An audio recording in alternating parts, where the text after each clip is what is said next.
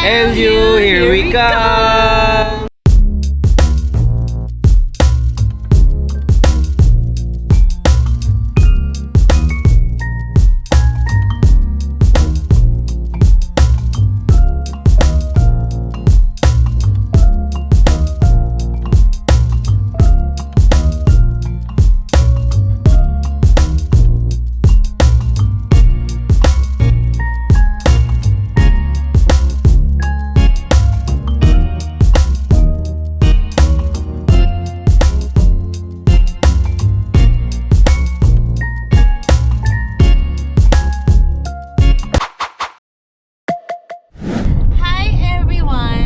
This time we have a new vlog and samahan nyo kami pumunta ng LU.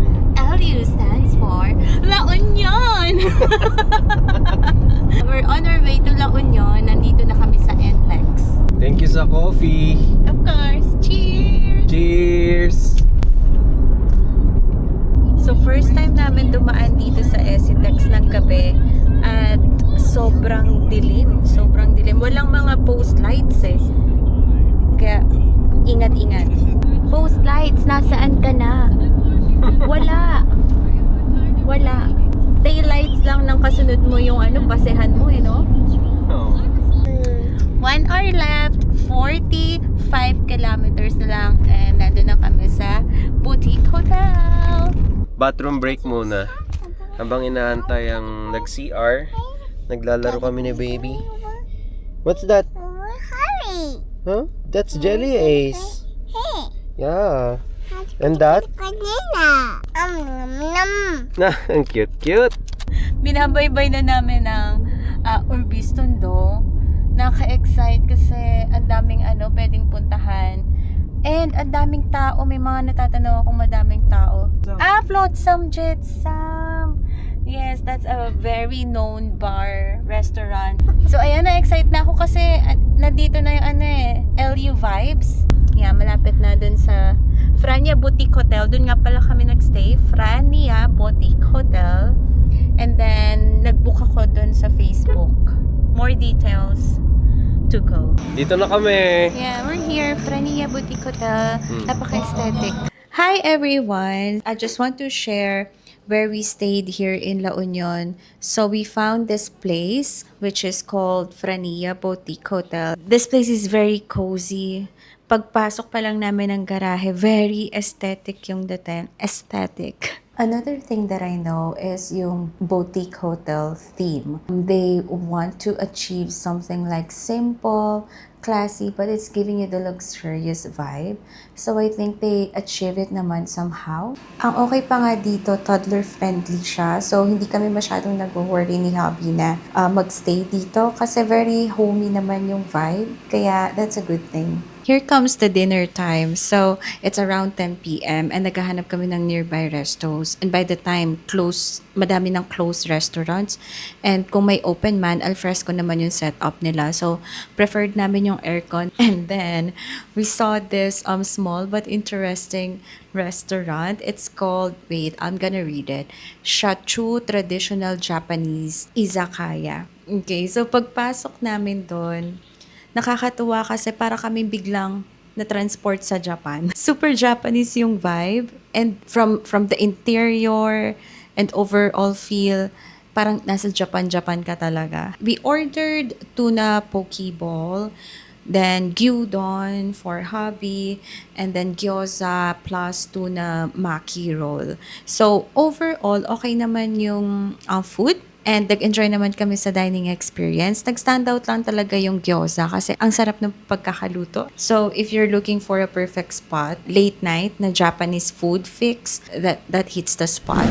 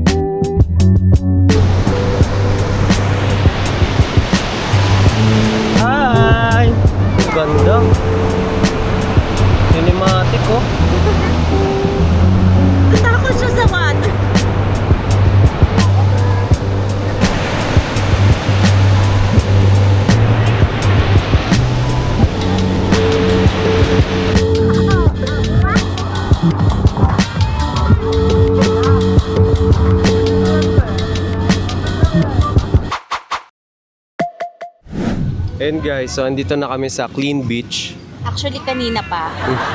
Kanina pa kami nandito. Ginabi na nga eh. Nandito tayo around 4 eh. Tapos ang ganda rito, sobrang chill ng vibe. And then very accommodating ng mga staff. Lalo na if you have a toddler, very accommodating sila. Parang pinaprayo nila yung orders kapag may toddler ka or baby. Oo nga. Let's talk about Golden Hour here in La Union. Di ba ang ganda niya kanina? Oo. Ang ganda nung effect sa photo, tapos kahit hindi ka nagpipicture maganda sa mata.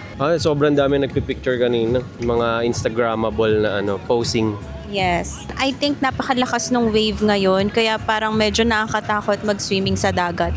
Pinagbawal nila eh. Ang dami ring sign na don't go swimming. Masyado mataas yung waves. So nahanap namin tong restaurant sa TikTok. Isa siya sa sinuggest na overall na maganda yung place, masarap yung food, masarap yung coffee. So ikaw ba, masarap ba yung food? Yeah, overall, food quality is okay, no? And then, madami din silang variants ng pika-pika, main dish, tas dessert and coffee. Oo. So far yung coffee nila masarap talaga. Kumbaga nag-stand out yung coffee compare sa food. And then, clean beach. Clean nga naman siya. Literal na clean beach naman. Oo, literal na clean beach. Tapos, what's good about this place? After you eat, pwede kang mag-decide to stay na malapit sa beach. Like right now, kanina pa kami kumain around 4 p.m. no, love? And then, inalok sa amin na baka gusto nyo mag-stay outside. So, kaya kami nandito ngayon. Maganda yung hospitality ng place. Tapos yung price ng food, medyo ready nyo lang yung wallet nyo kasi yung normal price range is 300 to 500 per meal. Pero may take to 200 something for breakfast all day. Oo, yung breakfast all day. So, ayun, pwede na rin. Tapos drinks, marami silang alak dito. Actually, second time na ni Ada sa beach, maka-experience ng beach environment. But right now, na medyo nagkakaisip na siya, sobrang nag-e-enjoy yung baby namin, no? She's almost 2. So, kung balak nyo ring mag-beach, this is also the good time kasi sobrang ma-explore nila, ma-enjoy nila yung environment. Apple.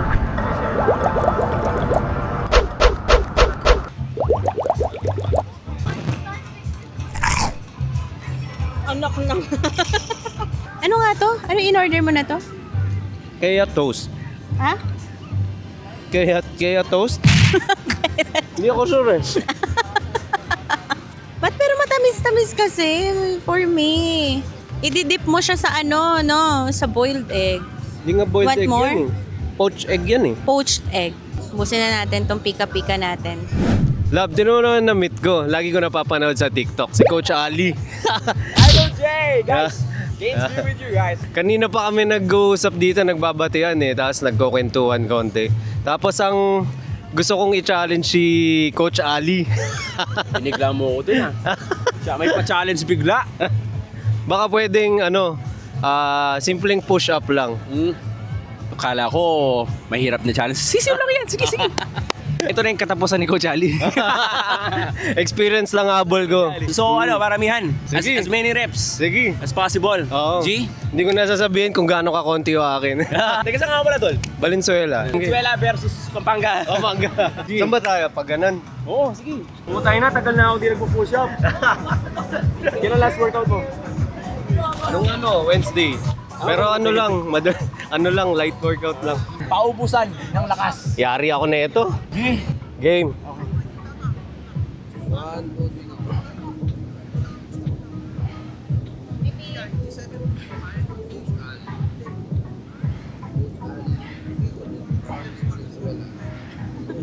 Si Jay yan. Versus Jay ng Valenzuela. Ali versus Venezuela. Hindi ko na binibilang. Ready! Run!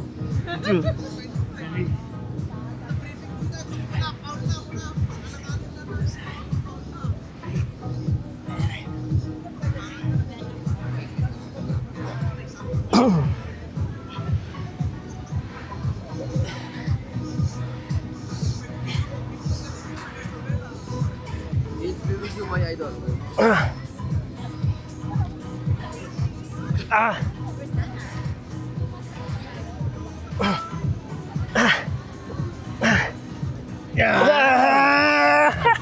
Grabe.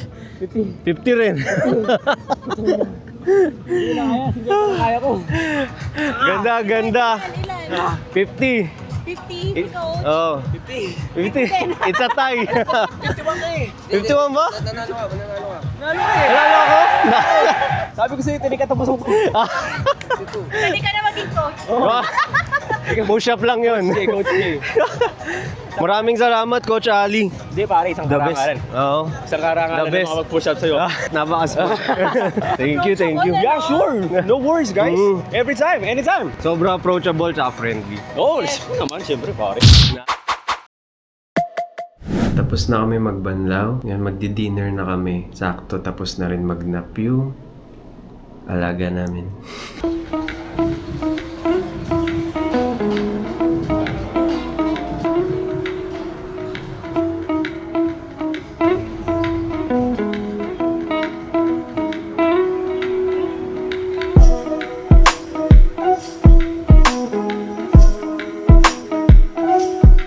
Ayan, so we found this place along Urbistondo Highway, I think, itong place na to. And after we ate dinner sa Kabsat, we decided nga to stroll around kasi we have time naman. Then we saw this place. And napakadaming Christmas lights.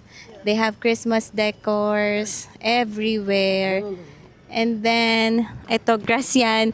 So look, nag-e-enjoy yung magamal. Lalo na yung baby ko. Sobrang nag-enjoy. Gustong-gustong tumatakbo. Yan, di ba napakalawak? Napakalawak ng place. May ganito pala dito, no? We didn't know na may ganito dito. And then, what's cool about this place, parang sa likod nitong puno na to, merong simbahan. I don't know what's the name of this church, pero ang ganda.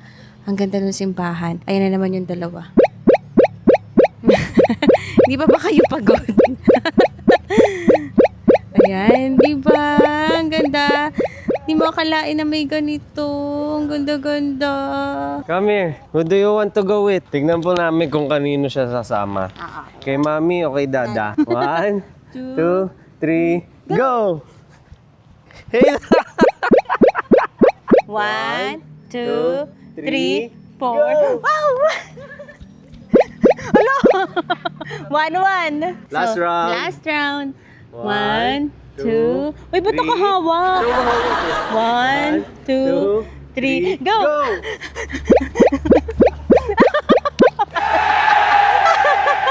Dada talaga. Kung inis. Ay, naku.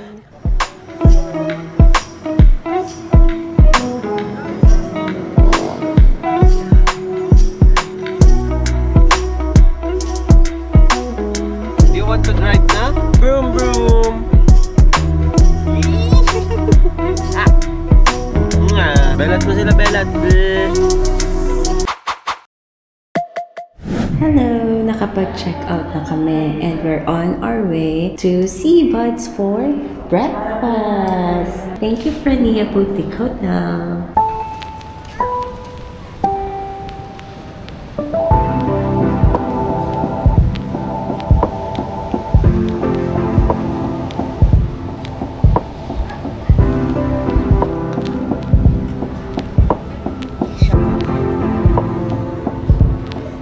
Ay, so andito kami ngayon sa Flotsam and Jetsam.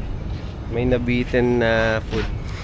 Nabitin siya sa food kanina eh. Kaya ngayon dito muna kami kakain ng breakfast. Napakatahimik dito sa bar nila pag umaga o tanghali. Walang katao-tao, kami lang. Sobrang luwag, lakad-lakad muna. Ano yung food? Burger. I'll be coming to your home tomorrow evening to conduct an investigation.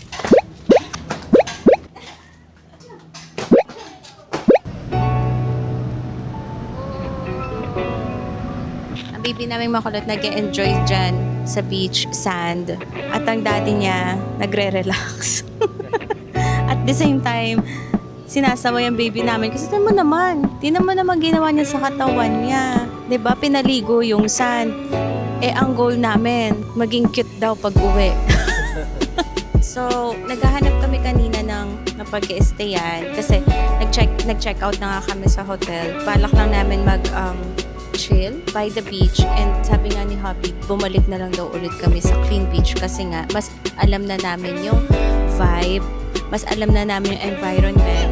So that's why nandito kami ulit, which is great choice din talaga. Tapos dito din kami tumambay last night. Sobrang chill lang.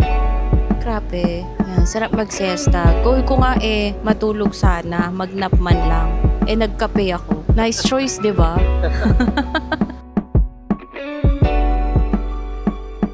Yay! That wraps up our LU trip! Yay! Hope you enjoy watching our LU trip, guys. See you on the next video. Yay! More to go!